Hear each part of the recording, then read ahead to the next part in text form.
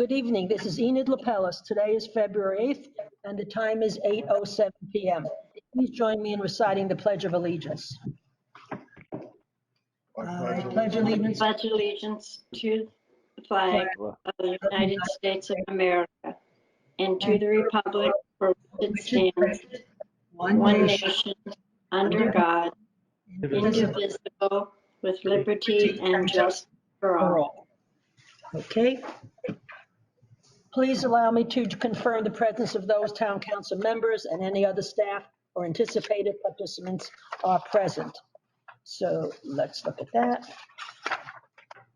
So I'll call out your name. Dee Dee, Dee Dee Martin here. Jen, Jen Aguilar here. Jason, Jason Maurer, present. okay, Terry, Terry Terry's- Rooney, present. John, I see. Me, I see. Sean, I see. Kevin, Kevin Reed here.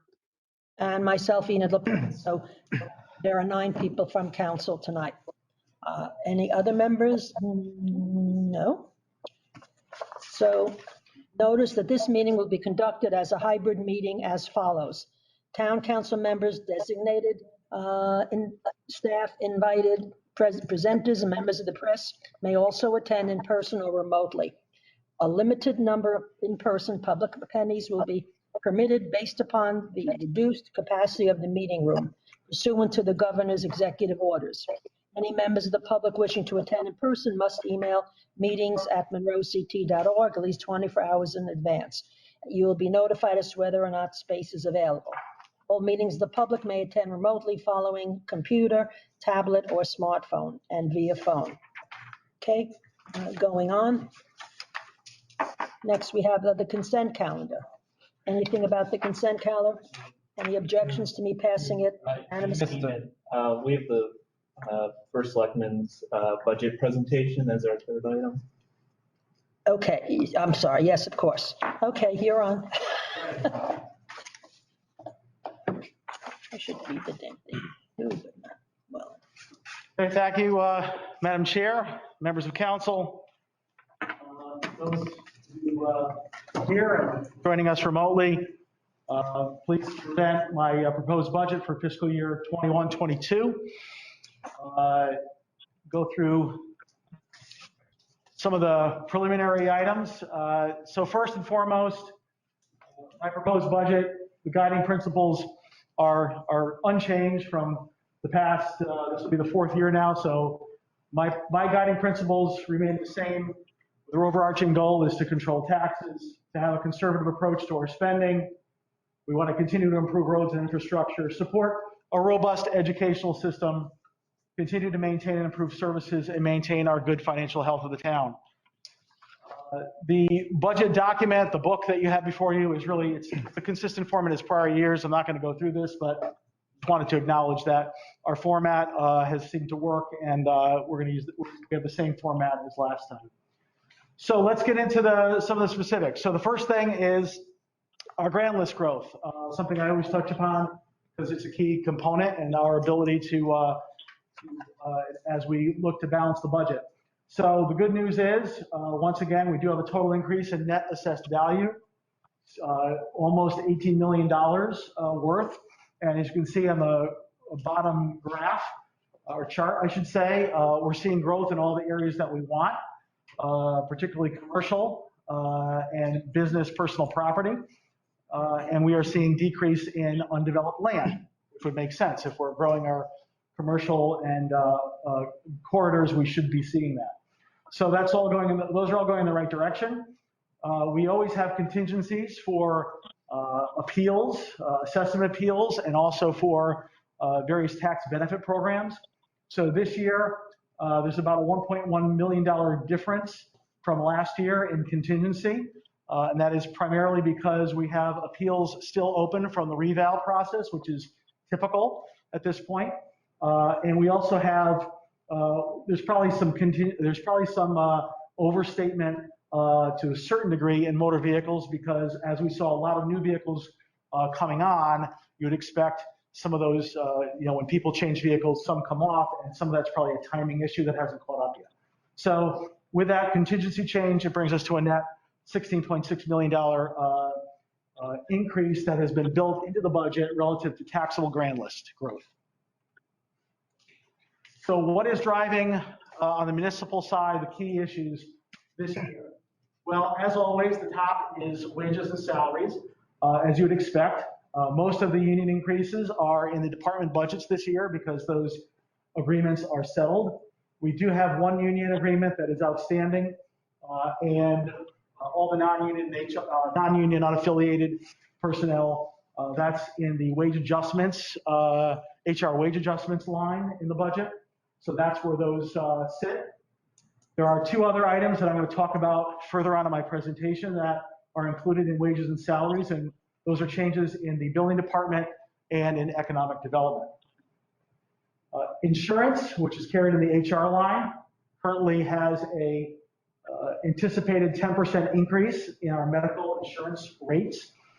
We always know that this is a lagging number that doesn't come in until around April. So it's typically something that the Board of Finance has to deal with once they get it.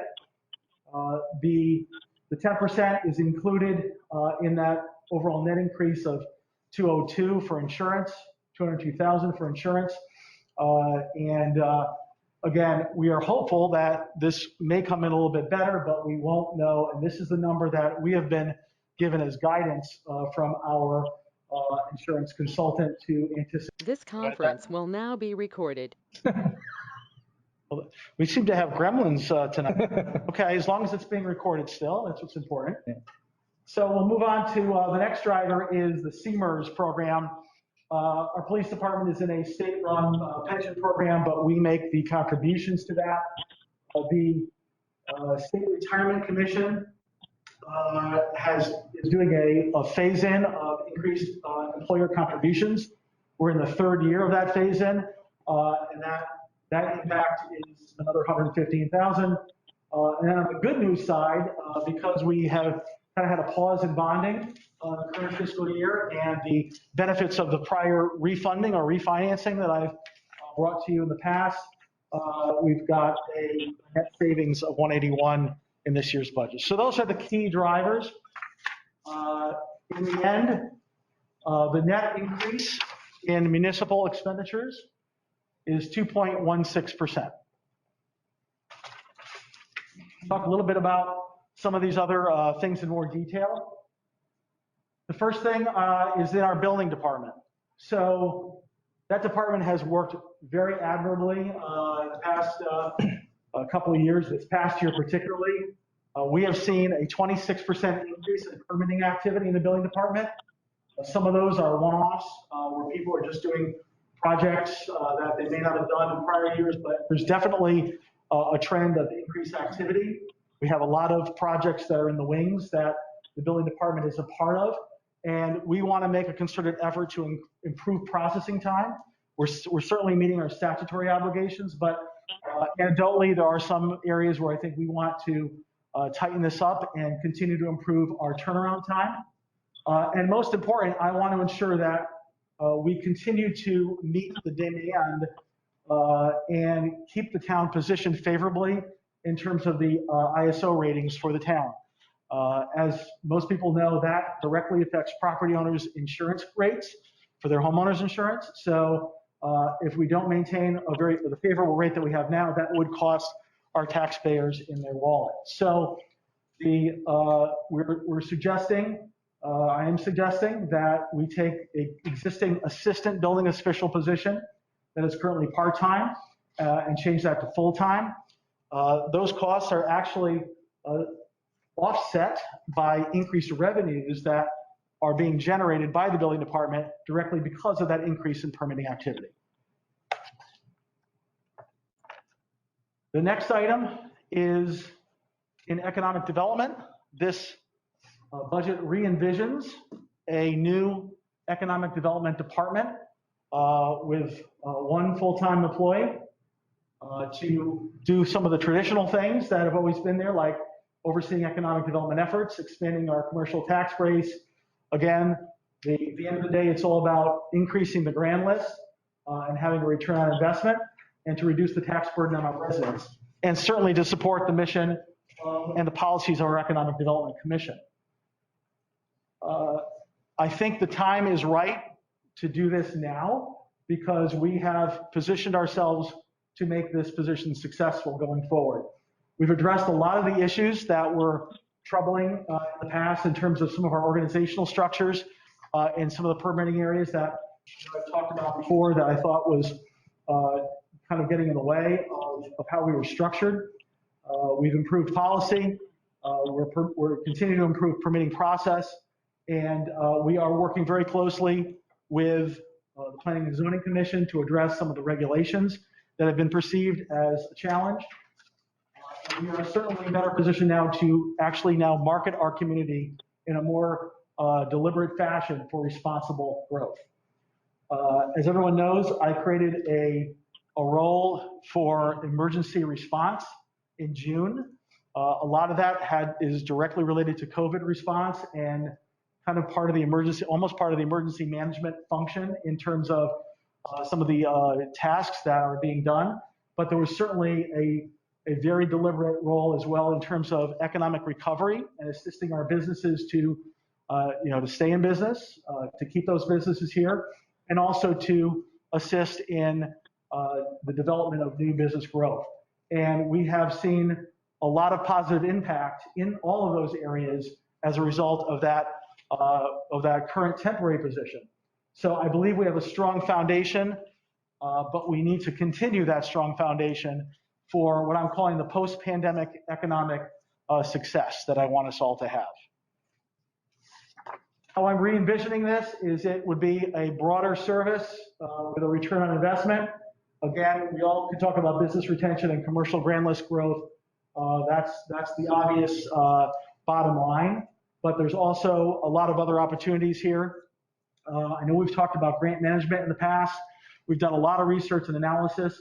I don't think there's necessarily a lot of things out there that we're quote unquote missing, but there are certainly opportunities that do present themselves that require greater level of coordination and multidisciplinary focus to get over the finish line. And particularly when we get these grants, there's a lot of back-end reporting, particularly financial reporting, that is being done by the finance department right now that I envision that this role could have a deliberate role in taking over and doing a lot of the programmatic and financial reporting.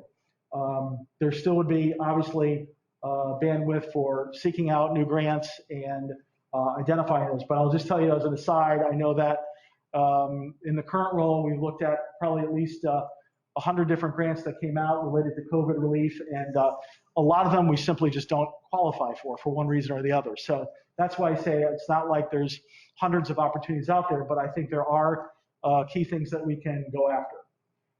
And last but certainly not least is project management capacity. One of the things that we've started is deliberate project management for some of the economic development projects that are out there, for some of the changes we want to make. And in some of the community projects that we have and a lot of the large capital projects that we have, there is a definite need for having an expanded and more focused project management capacity for someone to own kind of being the taskmaster and ensuring that all the departments are coordinated to continue these projects moving forward in the right direction. So that is my overview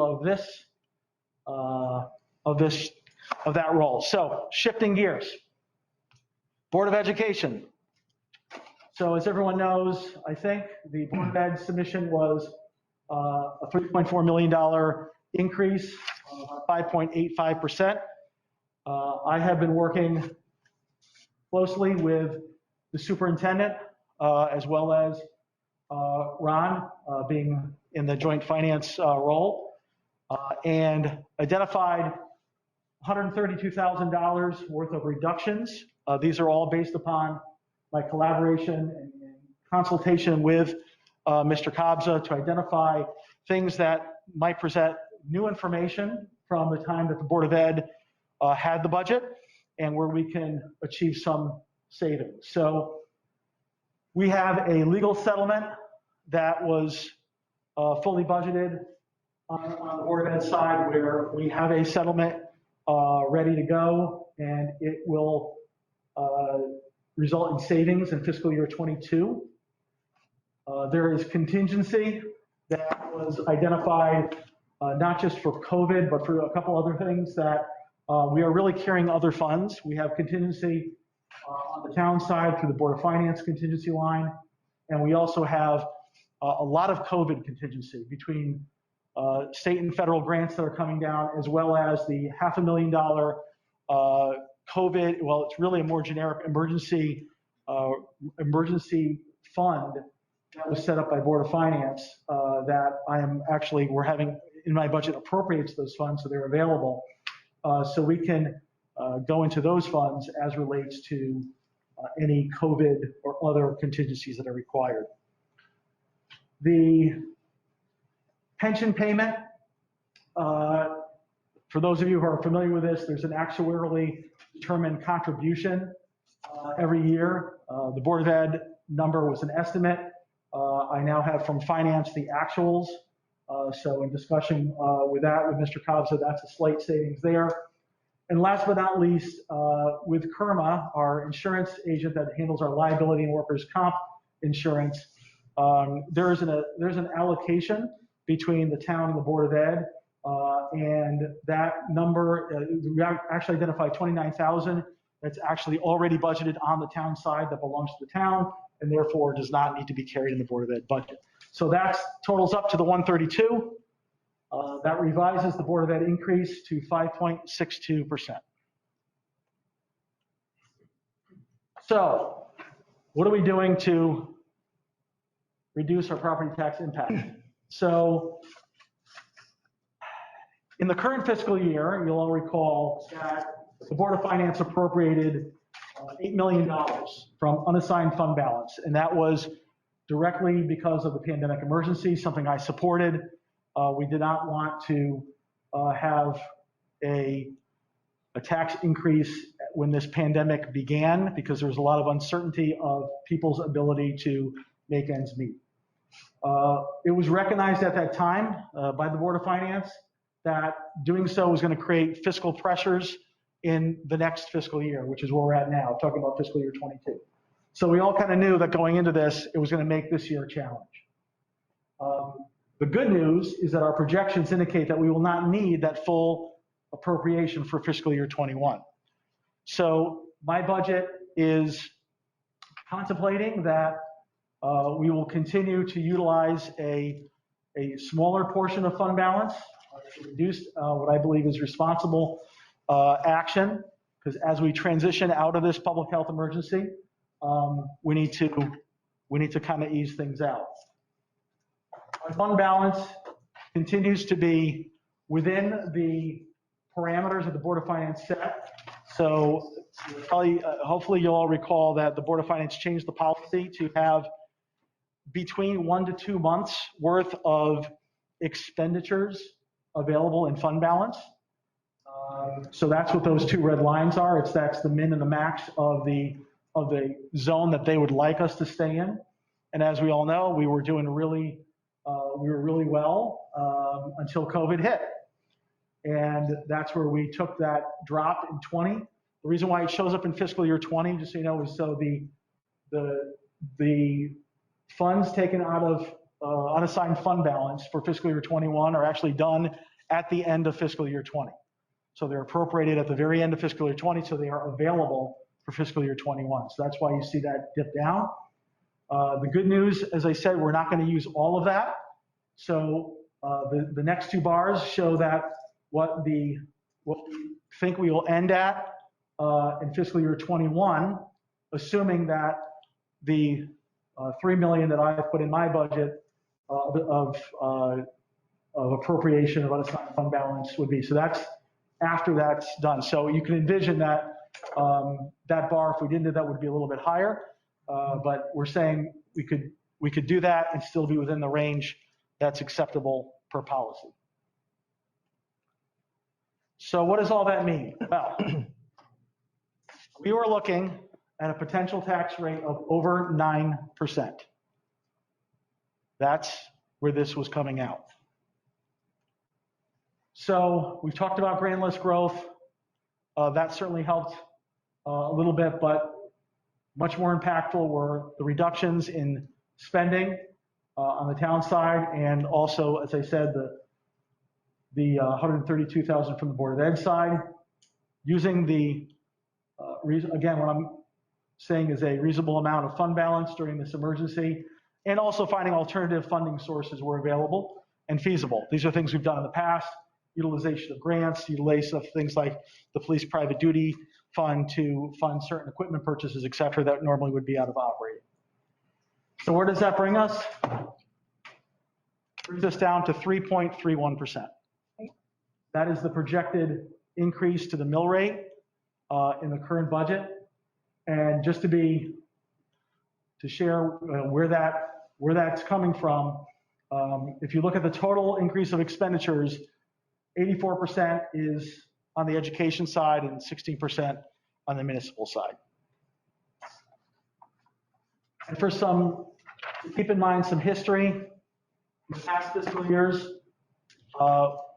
it's gone up a little bit, it's gone down a little bit, but our changes to our mill rate in the last prior 3 years have been pretty small.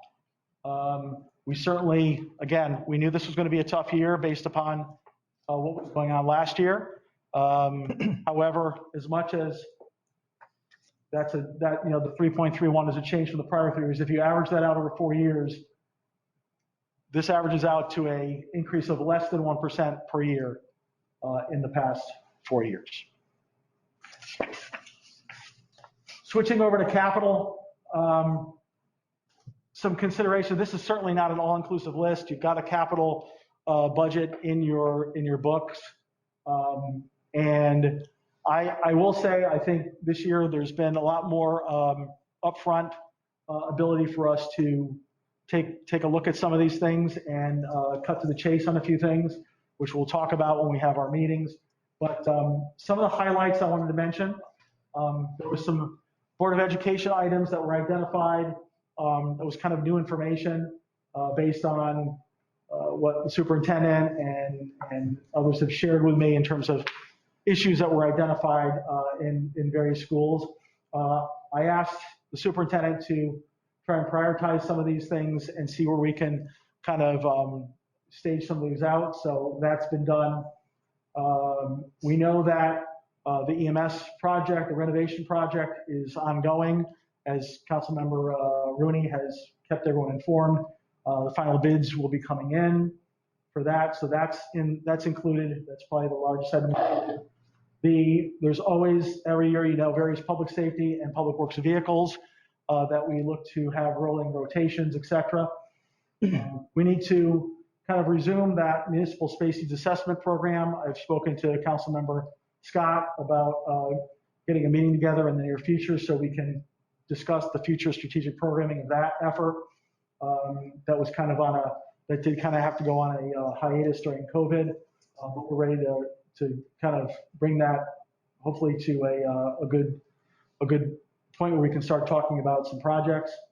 And then last but not least, my budget includes another appropriation. I've had, this goes back sometime. This was probably sometime in early fall. I was having some conversations with the great people that are on the Monroe Playground Foundation, Mike Anino and Dan Keene and others. And Mike Anino had requested that we try and find some ability to support the effort to help their fundraising efforts. So in doing some research and finding available funds that we have that are for the park, I am in this budget looking to appropriate $100,000 towards the Wolf Bend Playground for the park, something that I certainly want to discuss with the Parks and Rec Commission a little bit more, but I think that they would agree that this is one of our priority projects, and I think this will help move that project forward, hopefully a lot sooner than it might otherwise be able to. So, also, as always, the capital budget requires further evaluation and prioritization with you and Board of Finance and Board of Ed as well. Not just the budget, but a full 5-year capital plan is typically incorporated in the final budget that'll go to referendum, and those are things that we typically go through when you have your workshops. One of the things in capital that I know everyone always wants to talk about is roads, as do I. So looking to increase our total spend in the next fiscal year towards roads. And when we have our workshop, be happy to be going through some of the specifics of what Public Works is planning on doing and the specificity of that, at least, what the current plan is based on information we know at this time. But I have told them, based on my budget, to program $3 million worth of work, which is more than we've seen in prior years. This includes bonded, approved money that was not bonded during the during COVID this past year. Our typical town aid road grant that we get, where we utilize OpEx of about $500,000, and then I am proposing that we have another $1 million bond authorization in the current fiscal year, again, which brings us to. So, as you all know, this is just, well, I guess I can't say it's the start of the process because we've been working. I tip my hat particularly to Ron Panofsky and Heidi Mead, who've been with me working an incredible amount of hours on this effort. So certainly don't want to say this is the start, but this is the start of the council and Board of Finance process. So there's several weeks to go on this, and there's obviously more to do. We know that council will review the municipal departments. When Board of Finance gets it, as always, we're looking at things like medical insurance rates that typically, as I said, don't come until April. Assessment appeals, we usually have a better sense of that by a little bit later this month, and that gives us the opportunity to adjust that contingency line that affects the grand list. And the other two things that hopefully by the time Board of Finance gets it, we'll have more clarity on are the impacts of the state budget. ECS, we know that we're programmed to have another reduction this year. However, we've heard different things coming from the state of what might happen. So we're hoping it might be hopefully it will be good news and not something else, but I guess we'll find out soon. I think the governor's budget will be out this week. But there's also other municipal aid programs that we have to get further information on that we don't have. The other issue is there's a tremendous amount of COVID relief funds that continue to come down, primarily through the federal government. And there's some contradictory information in terms of what those funds can and can't be used for. And I'm hopeful that by the time Board of Finance has this, that we'll have further guidance on where we might be able to utilize those funds. And certainly, obviously, the incremental costs of COVID have to be covered first and foremost, but if there's other things that we can do to offset tax burden, we want to evaluate that as well. And last but not least, I want to just talk briefly about the referendum, because I'm sure people have questions. So the governor's executive orders that prohibited the referendum during the fiscal year 21 process do not apply to the fiscal year 22 process. That said, doesn't mean there can't be a new executive order. However, in the calls that I've had with the governor and his staff, everything we've been told is that if a new order comes out, it would likely provide alternate options, but would not disallow a referendum. So that's certainly our hope, and I continue to certainly support the annual referendum and the voters having the final decision on our budget. And that is it for the budget presentation. Thank you all very much. I know we'll have plenty of nights to talk about the budget in your upcoming workshops. I know we're going to talk about proposed meeting dates later on in your agenda. And with that, to get back to the rest of the meeting. Thank you. Very comprehensive information, and we can all go out and tell our fellow taxpayers all about it. So consent calendar, are there any objections to me passing the consent calendar as presented?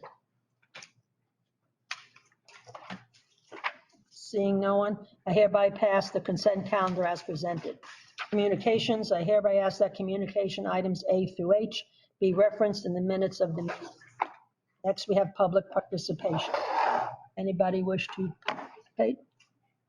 I'd like, Go ahead, whoever you are.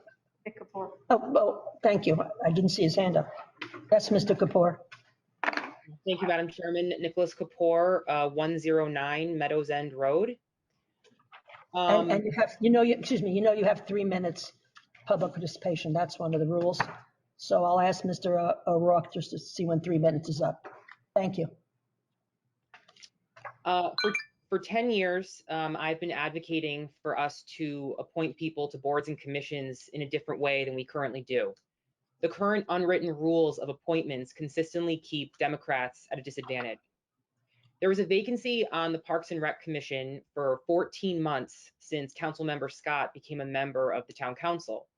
I submitted a nomination on behalf of the ETC on January 31st of Krista DeLeo for the Parks and Rec Commission, again for a seat that was vacant for 14 months. You heard nothing from the first selectman all week.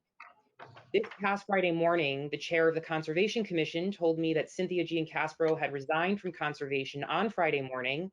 A few hours later, her name appeared on your current agenda to be appointed to the Parks and Rec Commission. The first selectman then said in an email to me at 4:48 p.m. on Friday that, quote, the RTC vacancy chair has assured me that in the past that he is actively working to provide nominations for open seats on both the Youth Commission and Parks and Rec, end quote. I submit to you that both things can't be true. The RTC can't be actively recruiting candidates, but also taking 14 months to do so.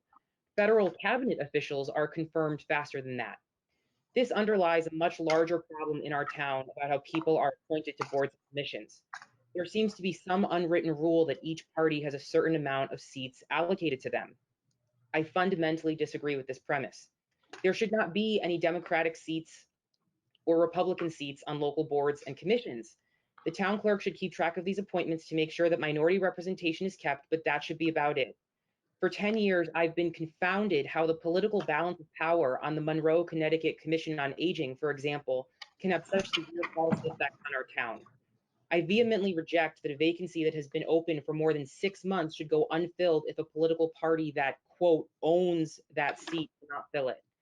Members of the Monroe community who want to volunteer their time to the town are penalized and barred from serving because they choose to associate with the Democratic Party, and that's plain wrong. With the approval of the DTC, I fully intend to submit nominations to openings as I get interest from members of the community. If someone approaches me with an interest in a board and my town committee agrees, I'll be submitting that name on behalf of the DTC. We have to make these rules better and more equitable for our neighbors and friends and community members to be able to serve their town. Thank you. Thank you. Going on to the consent calendar. Yes, we did the consent calendar. Other public Madam Chair, participation. we need to make sure that there's no other public Anyone else? participation. I'm sorry, Jason, I just didn't hear you. We need to make sure that there's nobody else from the public who wishes to Okay. participate.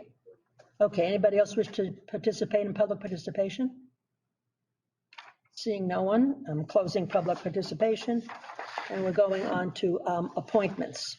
So, Madam Chair, yes, Consent calendar. before we begin appointments, since we have not yet reached LNA, I do want to just make the council aware of one item regarding appointments that was discussed in LNA, and that LNA will begin discussions on a theoretical basis with regards to the fillings of seats in commissions as to the town council's policy on that.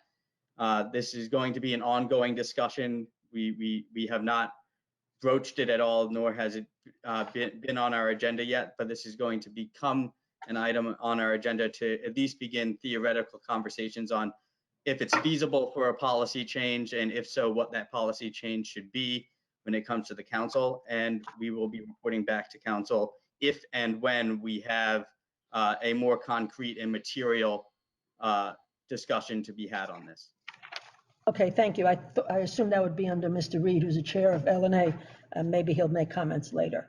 Okay, going on to appointments, Resolution A, 21-14, Mrs. Martin, I believe. Dee Dee here? I'm here. Okay, so, thank you. I'd like to ask for the council approval for the appointment of Susan Coniff, 7 Georges Lane, to the Library Board of Trustees for a term ending November 30th, 2023.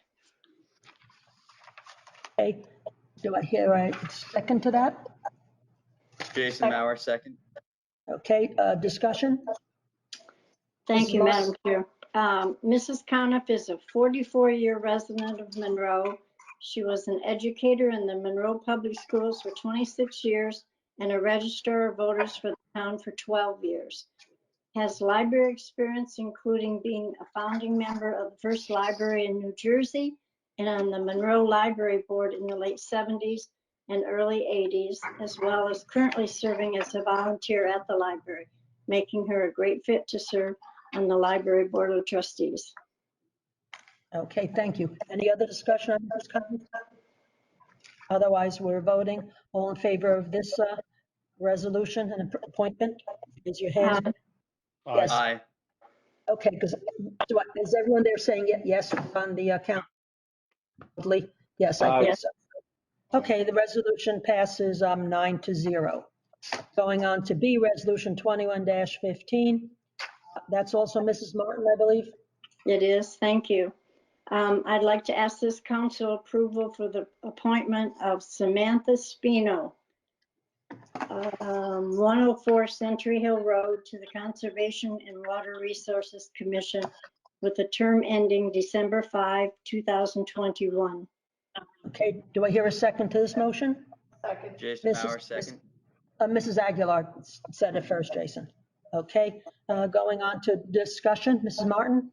Yes, thank you. Ms. Spino is a CPA and a senior manager at CFGI, a Stanford accounting consulting firm.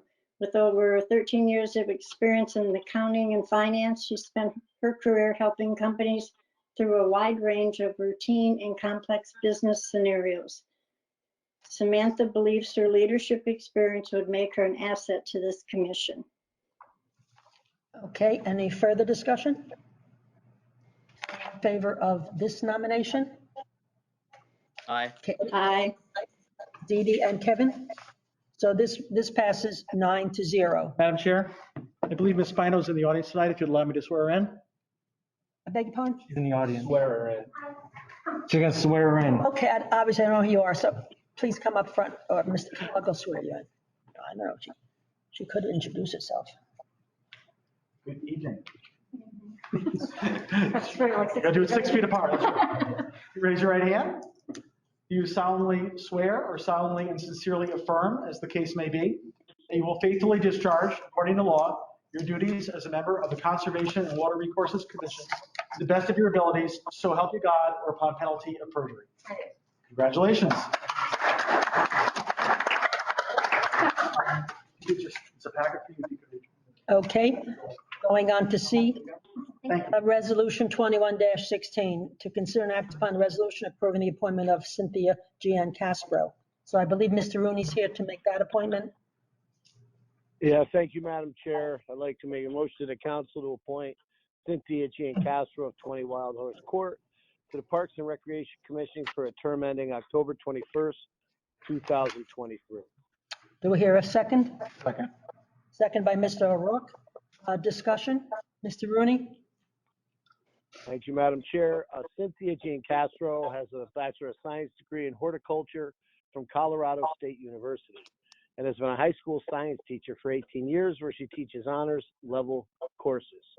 Prior to her teaching career, she was employed for 10 years as a curator for the Brooklyn Botanic Garden. In addition to her curator duties, she was also instrumental in the development and delivery of innovative adult education courses. Cynthia has previously served on the Monroe Conservation and Water Services Commission since 2004 and is a member of the Land Trust. This appointment will fill the vacancy created by the resignation of Tony Scott. Okay, thank you. Any further discussion? Madam Chair. Madam Chair. Oh, I heard Jason Mao first, and then I believe Kevin. Go ahead, Jason. That's fine. Okay, Jason. Thank you, Madam Chair. Thank you, Councilman Reed. I'd just like to state that it is the duty of this council to vote on the merits of any person put before us. As such, Ms. Giancastro obviously is qualified for this position. And so policy discussions aside, she has my full support, and I think she will do a great job on this. Okay, thank you. Any other discussion? Yeah, Madam Mr. Reed? Chair, it's Kevin Reed. Yeah, Councilman Mauer, you kind of stole a little bit of thunder of mine. I just want to, just from an LNA perspective, Councilman Mauer is absolutely correct. And always vote your conscience too. But, First Selectman Kellogg, things are tough right now. I can't even imagine what you do day to day. I'm sure you were working this weekend, the budget process. Appointments, although incredibly important, they're, on a list of 5,952 things you're doing right now. You have to prioritize, right? So I get it. Obviously, we all want to fill these things pretty quickly. And I know both vacancy chairs are aggressively going after things. We want to make sure the town is represented as carefully and best as possible with the right people. But I do appreciate you, First Selectman Kellogg, getting to this and appointing someone, like you did. But it's I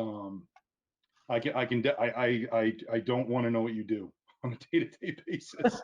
It's this has not been an easy year. So I applaud the 5,961 things you do beside of this. So just thank you very much. And I do know, I think Park and Rec, it's at 9 seats, right? I believe so. 9, it's a big commission. So eight have been on there. I think Park and Rec has been in good shape for a while during COVID and all the things going on with it. So, and Missy, you do a fantastic job running the department. So just hats off to everybody, and we'll stay the course, and we'll do what we need to do, and we get to things as soon as we can. But keeping people safe right now, making sure we're setting up vaccination sites, making sure our pharmacies are going to be outfitted to do their job. The health department, our selectman oversees the health department. This is not easy times. So from someone who does things and has to delegate and only has so much of me to go around, and it takes a lot of people to build the village and keep the village safe. Prioritize, Mr. Selectman, keep doing that. All right, very important, and you're doing a fantastic job doing it. Thank you. Thank you, sir. Yeah, this is Councilman Tony Scott. I want to second what Councilman Reed also had to say.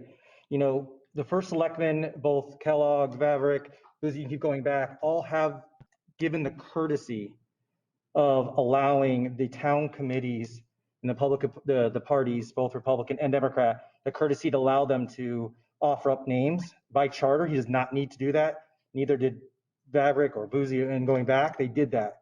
And I appreciate that, and I think everyone in town appreciates that, and both political parties should appreciate that. So me, myself, I appreciate you doing that and keeping that courtesy up. First Selectman Kellogg, and I hope you can keep doing that if you can. Appreciate it. Thank you, sir. Okay. Thank you. So we're up to no more discussion. We're up to the vote for Mrs. Cynthia Giancastro. All in favor? Aye. Aye. So I believe it's unanimous, 9-0. Okay, thank you. Going on to action items, Martin Town Council Committee Park and Rec.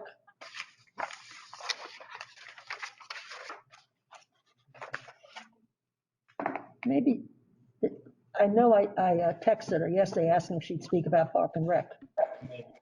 Are you talking to me? Are you talking about me? Yeah. Action item, Park and Rec, I think you would say a few words. Yeah, I have no particular report unless Missy wants to add something. They're anticipating a special meeting. They did not have a quorum at their last meeting. Speaking of appointments. So unless Missy has something to add, they did have discussion, but they had no votes that evening. Missy, do you have anything to add?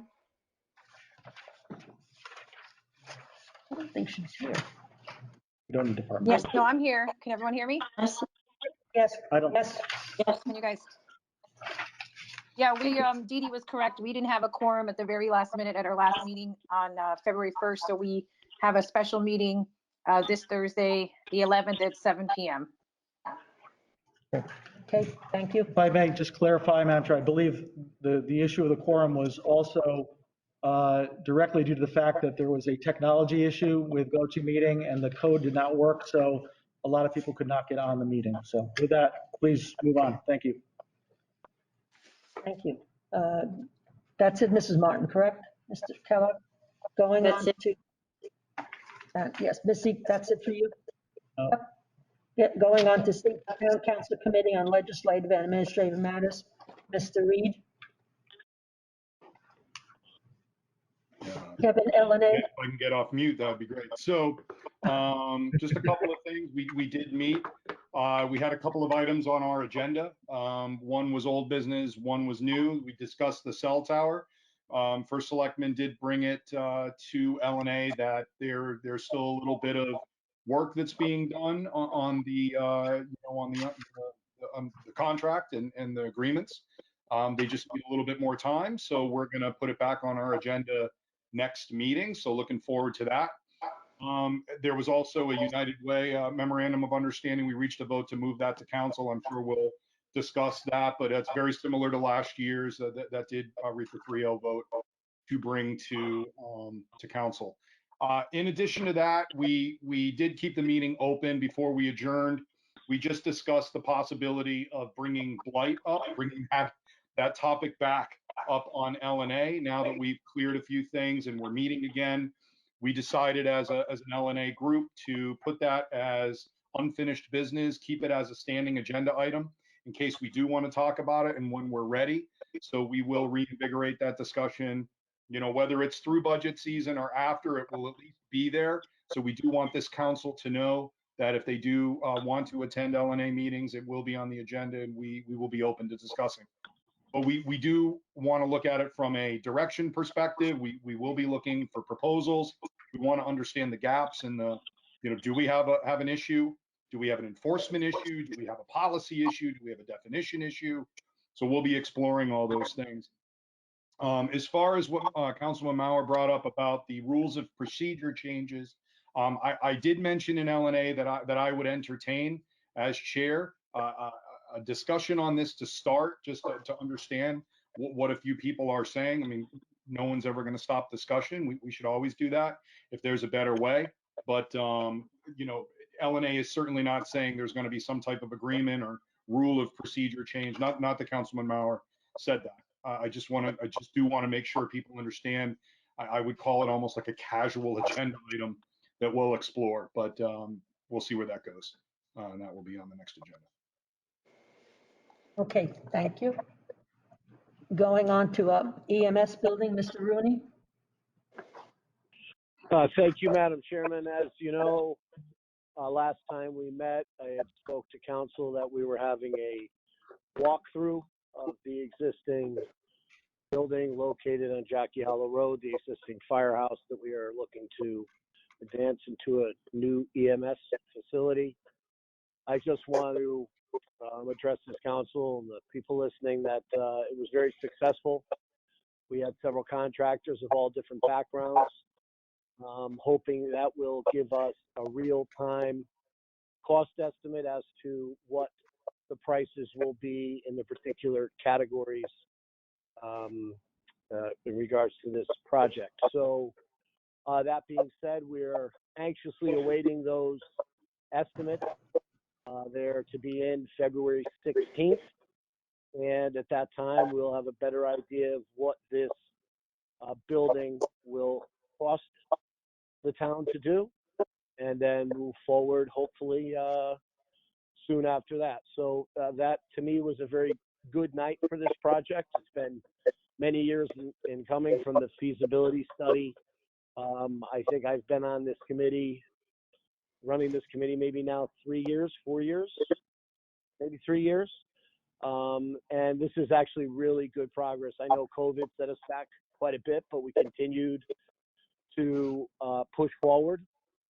But here we are. This is actually, it's an exciting time to see the project actually coming to a certain degree of fruition. So that's all I have for that. Thank you, Madam Chair. Madam Chair, may I ask a question? Sure. Yes. Councilman Mooney, the steep grant, does that get, because of COVID, because that was supposed to expire last year, I believe? Yeah, I mean, I'll answer that the best I can. If not, the first selectman could do that. But there has been an extension made, and we have been giving the quarterly reports that the state is required with that extension and the steep grant. Okay, thank you. Okay, Yeah. going on to the first selectman update. Certainly, thanks. I think the written update went around. Just to confirm that the steep grant extension was actually brought to council a while back. I don't remember the exact date where it's out to now, but we are still within the window. I will certainly say that, we're anxious to move the process along because, we don't have unlimited amount of time. That said, I am in conversations with, to see if there's any additional further relief because of, specifically due to COVID, because some of these delays were COVID related. So that is actually in process as well. So on to my update. Starting out with COVID, the case rates have improved slightly. We're averaging about 6 new cases a day, which is, again, continues to go in the right direction. Although, in small increments, it is going in the right direction. The big news today is that the governor did announce that the vaccination group 1B will expand to those all individuals over the age of 65, and that those individuals can start scheduling as early as this Thursday. I'll just say, though, as a matter of fact, if you go onto the VAMS site right now, there's a category for over 65. So my advice to residents is to simply avail yourself and start doing that so you can get in the system. Again, the VAM system is it's a multi-step process. We have been told that they're making improvements to that. As we move forward, I know we're still doing a lot of support for those over 75 in terms of trying to navigate that or avoid having to deal with the VAM system. As the eligible population increases and those individuals are more comfortable with technology, that kind of support is not necessarily sustainable, but I don't think it'll be necessary either. But we will continue to do that to the extent possible. But I encourage those over 65 to go out to VAMS. There will also be the same type of outreach from healthcare systems. A lot of them are doing their own calls to their known patients. A lot of the healthcare systems have their own patient portals that they can put people into their system without going through VAMS, so we encourage that. Connecticut still has the vaccine appointment assist line, that 877-918-2224 number. The state is now going to staff that 7 days a week from 8 a.m. to 8 p.m. They're adding more staff to it, and that does also, that can also be done without going through VAMS for those people that do not want to deal with the technology. And last, we did we transitioned from the health department line to a separate line for COVID vaccination information. That's the 452-2862 number. And we have people taking those calls or returning messages as those calls come in, and we'll continue to support that. Again, the 65 plus starting this week, we're told that, statewide, they expect it'll be probably a month to get through that first dose for all those people. It's a larger group, obviously, but based upon vaccine supply, that's how long we think it'll take. We certainly, as I said, are continuing to assist those over 75, but we're seeing some of the demand start to taper off, and we're hearing that statewide. That we seem that those who were most eager have gotten it or have appointments, but we are continuing to do outreach, continuing to make appointments available and assist people even if they cannot use VAMS for those over 75. But as far as our clinics, we continue to run them weekly here in Monroe. Again, we receive a limited amount of vaccine There are other providers, healthcare systems that get far more, and we encourage people to go, wherever they are most comfortable or wherever they can get it. But we will continue to run clinics here in Monroe. We're pretty excited that this week we got the largest delivery to date that we've received in 1 week. So we are scheduling 400 appointments this week, and we're hoping to be able to continue to do, that or more in the coming weeks, on a weekly basis. But plans are very dynamic and change quite a bit based on, again, it's all based upon how much we can anticipate receiving in a week. Other updates relative to COVID. There was an executive order that suspended the reapplication filing for state and local tax relief programs. So this, the elderly and disabled tax relief program, and the veterans program was included this time as well. You'll recall there was a similar measure that was done last year. This time, the executive order also incorporated all the local tax relief programs as well. So unlike last time, I did not need to do a local order, which I certainly would have if necessary, but this makes it a lot easier. All the individuals who are already in those programs, if they were required to reapply this year, they do not have to. I would encourage them to call our assessor's office if they have any questions, but we are also doing outreach to those people that we know are in that program to give them that information. And then last on COVID, the restriction on religious gatherings indoors has been simply reduced to 50% of the venue. There's no maximum number. And restaurants are now allowed to continue their indoor dining up until 11 p.m. Instead of 10 p.m. As far as the budget goes, everyone knows, obviously, that my presentation this evening, the full budget document, as well as my presentation, will be posted on the town's website. It may actually be up there already. I know they were working on that, so if it's not up there tonight, it will certainly be up by the morning. A proposed budget meeting schedule was also passed out. And for those council members remote, you should have it in email as well, because I know that's an item on your agenda this evening. But based upon my initial discussions with the Chairman Lapellis and Chairman Manjos, who came up with some tentative dates that we can discuss later on your agenda. I wanted to talk about 2 grants that we received quick. One of them was on your consent calendar. The other is not on your agenda because there was no agreement related to that one, but both of these are for our social services department. We are receiving $4,000 from the United Way for some financial support or mental health services. It could be used for either of those programs. And we are going to be receiving $2,500 from the State Department of Aging and Disability Services, and that is going to be used to purchase basically activity kits for seniors who may be experiencing social isolation during the pandemic. And last but not least, I wanted to recognize that the town's park, Wolf Park and Great Hollow Lake, have been recognized by the Connecticut chapter of the American Society of Landscape Architects. We've been awarded the Landmark Legacy Award. It recognizes distinguished landscape that was completed between 15 and 50 years ago that continue to retain their original design integrity and contribute in the public realm of the community. The peer group, I guess, was out of Georgia, but they referenced the park as not just timeless, but very well received and used. And my hat's off to everyone involved in our parks, from our commission to Missy and the staff and everyone else for doing such a wonderful job they do to keep that park as wonderful as it is today as it was when it was first built. And that's proof right there that that's been recognized. So that is my report this evening. Thank you, Madam Chair. Okay, thank you. There is no unfinished business.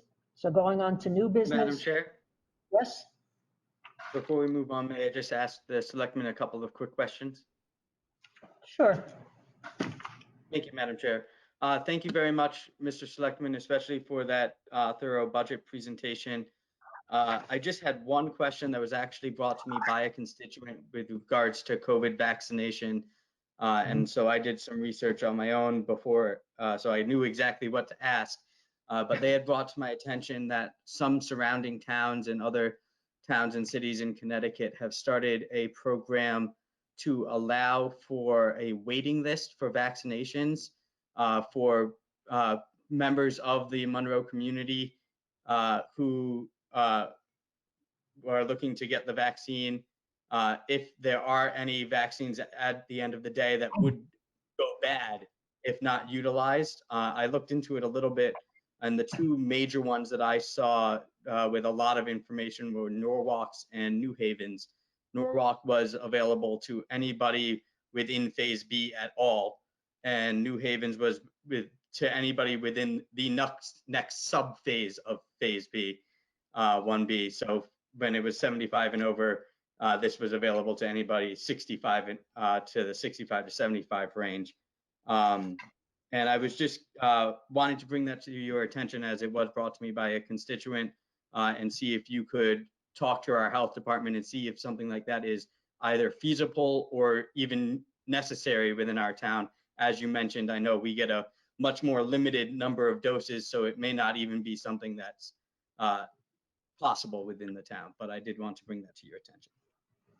Thank you, Mr. Mowers. So yes, that is, as a matter of fact, that is exactly what we do is have a waiting list, but it's primarily of the current eligibility phase right now. So we've had, again, with those individuals over 75 who are, we're doing certain clinics outside of the VAMS portal. We have been using a kind of a wait list of individuals so that when we had available appointments, we could immediately contact them. What you're referring to, though, is a little bit different.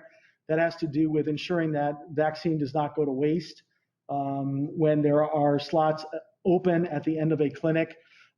We have not had that circumstance. Again, as you said, we do get certainly much less vaccine than cities like Norwalk and New Haven. But we have had plans in place to address that when it comes up.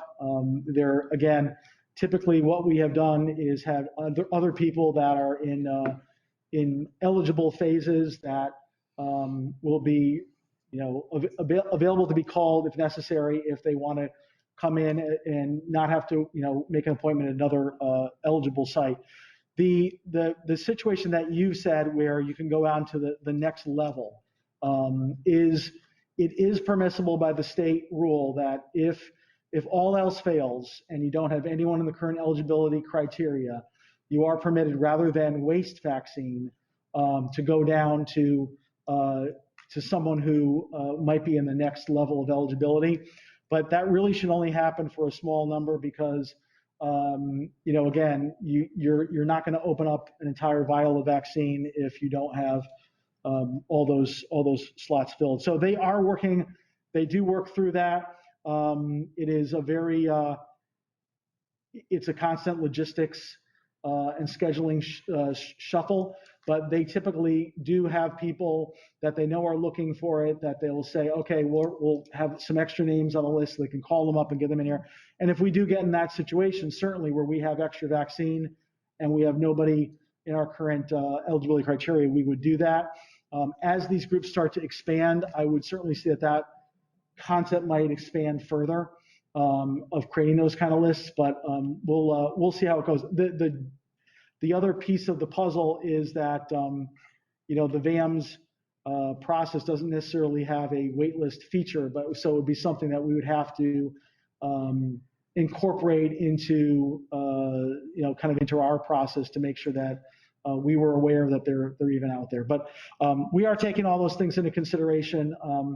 I just think we don't nearly have the numbers that they may have in other communities that would present an issue, but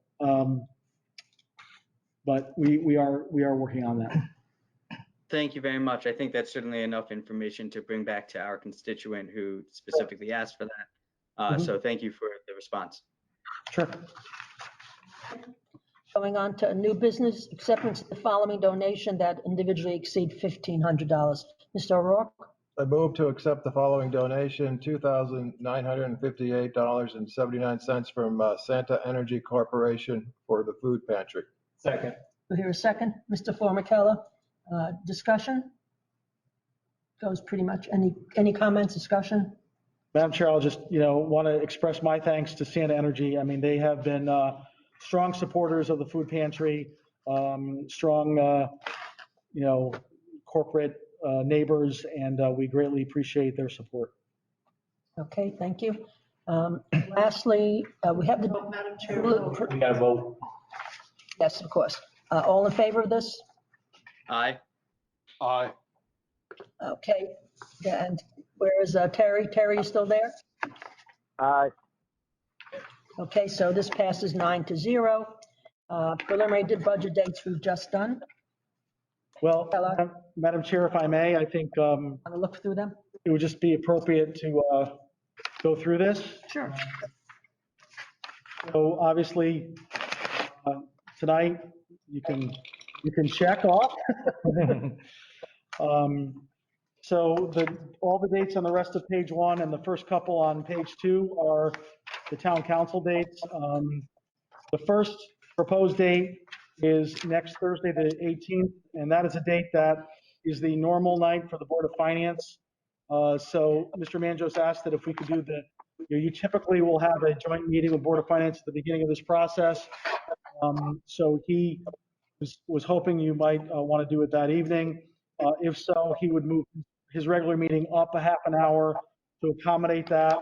And then that would be followed by, after your joint meeting, typically you conduct a special meeting after that to conduct your public hearing early on in the process. And then after that, historically, is when council has decided which departments they want to bring in for subsequent workshops. So that would be on the 18th. Regular council meeting is on the 22nd. In speaking with Councilmember Scott, wanted to have a strategic planning committee meeting early on in the process to talk about capital. The proposal is to do that late afternoon on Tuesday the 23rd, and then it would be immediately followed by a budget workshop with whatever departments or half of the departments you want to speak to. That could be followed up on March 1st. You have a regular meeting on March 8th, where I'm suggesting you could finalize items, follow up as needed. I have, I think, two other potential meeting dates there if necessary. If you weren't done by then, you obviously need to vote no later than March 15th. I would not really not asking to schedule any more meetings that you could, but I think that would provide certainly, it should certainly be enough to get you through the process if history is any indications. Those are the dates, proposed dates, and happy to listen to what you all want to say, and we'll lock, I can lock down any of these that are ready to lock down.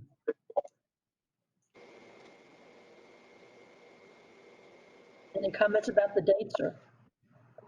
I'm good. I'm good. Looks good to So me. again, all right, so again, I just want to, for anyone who's joining us remotely or by phone, who may not have this in front of them, I just want to caution everyone that this is strictly a working schedule for convenience of the council. This is not actual notice of dates. All dates would be properly noticed as normal with instructions on dial-in. So even though we're saying I will finalize this as the schedule so far, but you're certainly able to, this is flexible. You can change this as the process continues if you need to decide you need to move anything. So, all right. Okay, we have a second public participation. No, Madam Chair, we have to vote on the schedule. We have to vote on the dates. Yeah, Okay. on the agenda. All right, do I hear a second for the dates? Second. Okay, Ms. Aguilar, discussion? We've had discussion. All voting on the preliminary budget dates, all in favor? Aye. Aye. Aye. I don't know if Do we have an actual proper motion on the table? And I also don't know that we actually need to vote on the dates as they haven't been finalized. There was a motion to accept the dates, but I agree with you, Jason. I think the chair can simply call the meeting dates based upon the consensus of the discussion, but it's entirely up to the council. Ms. Aguilar thought we should vote on them. Not if it Fine with me. As long as there was a motion on the table, I did not hear an actual motion, then aye. I thought To that, make a motion, Ms. Aguilar? No one made I one. stand corrected. Carol didn't hear a motion. Okay. Do you want to make the motion? I'll make the motion. Make a motion to accept these preliminary budget dates as the dates for the budget meetings. Here, second, John Formicella, discussion? Seeing no discussion, we'll vote on this. All in favor of these dates? Aye. Aye. Okay. And Dee Dee is still there? I think she voted, but she said aye before, I think. I am still here and I did vote, yes. Yep, thank you. So passes 9-0. Public participation, anybody wish to participate? Mr. Kirsch, I believe? Yes, thank you, Madam Chair. Steve Kirsch, 35 Applegate Lane. Just a question along these dates. Will that list of dates be added to the budget document section that has been created while you all have been in the meeting? He wants the dates on the budget section of the website. Oh, the budget dates on the website is what Mr. Kirsch. Yes, that list you all have been discussing is not in your agenda, This document, he wants to know if this document's gonna nor come out. has it been in the budget documents that were posted during the meeting. Yeah, we can put that up there in that same folder. Sure. Thank you. Okay, thank you.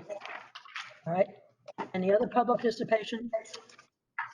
Nobody, I am adjourning at 9:18 PM. Thank you. Madam Chairman, Yes, can I ask a quick question to the first selectman? sure. Adjourn. Sure. Mr. Kellogg? Yes. Mr. Kellogg, what's an appropriate time to come in and pick up my, for anybody that wasn't there this evening, Anytime, 8:30 tomorrow morning is, okay, I'll be there. Thank you. feel free to call Kat or Christine as well if you want to arrange a specific time. Okay, thank you. You're welcome. Can you come pick yours up since it's so late? And I Yes, forgot I my, can come. Yeah, I can come grab it. thank you. Sorry, I forgot my phone. Same here, Sean.